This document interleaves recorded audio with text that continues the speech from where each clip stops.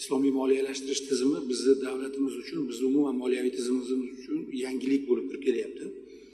Buni juda ko'p odamlar har xil tushunishi mumkin, lekin aslida qaysidir ma'noda bizda bu munosabatlar hozir bor. Qonunchiligimizda asosi bo'lmasa ham, lekin munosabatlarda bor. Masalan, oddiygina bir misol, banklar bugun yirik loyihalarda sherik bo'lib ishtirok etyapti, moliyalashtiryapti. Lekin huquqiy jihatdan to'g'ri rasmiylashtirish uchun uni kredit bergandek qilib rasmiylashtiryapti-yu, lekin agar oxiri borib shu loyiha muvaffaqiyatga erishmasa, bank o'zini balansiga olib, shu mulkni oxir-oqibat taqdiriga o'zi mas'ul bo'lib qolyapti. Endi hozir islomiy moliya tizimi masalasida aynan shu narsa qonuniy jihatdan to'g'ri bo'ladi.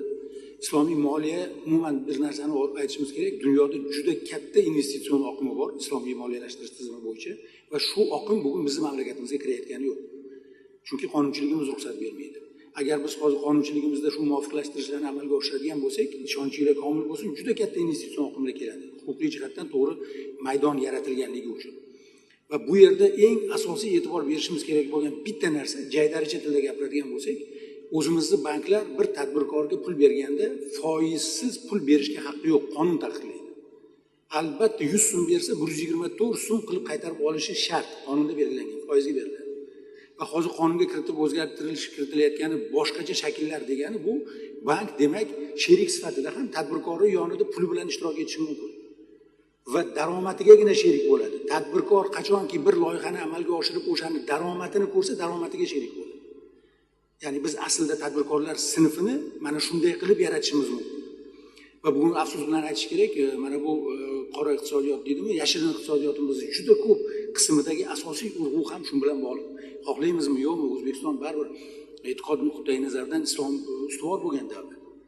Islomiy qarashlar ustuvor bo'lgan davlat va juda ko'p tadbirkorlar bugun aynan shu e'tiqodiy masala nuqtai nazaridan bank bilan muhokama munosabatlarga kirishayotgani yo'q. Va juda ko'p investitsion oqimlar bankka aylanib o'tyapti. Bu afsuski o'sha yashirin iqtisodiyotni rivojlanishiga yana ham hissa qo'shadi. Agar biz qonunchiligimizda shu imkoniyatni beradigan bo'lsak, birinchidan amaldagi bank tizimiga bu hech qanaqa zarari yo'q. Bu chunki mana dunyodagi eng rivojlangan Britaniya deysizlarmi, Amerika Qo'shma Shtatlari moliyaviy dunyo markazlarining hammasida islomiy moliya bo'yicha o'zini o'sha ikkinchi alternativ tizim sifatida tadbirkorlarga taklif beriladi. Abrorxon aka to'g'ri aytdilar. Bu aslida o'zi foiz bilan berilayotgan kreditdan ko'ra qimmatroq masala. Negaki pulni aslini qaytarib berguningizgacha bo'lgan davrlar ichida sizni daromadingizga ham sherik bo'lib o'tiradi bu yerda islomiy moliya. Lekin tadbirkorga bu qulay.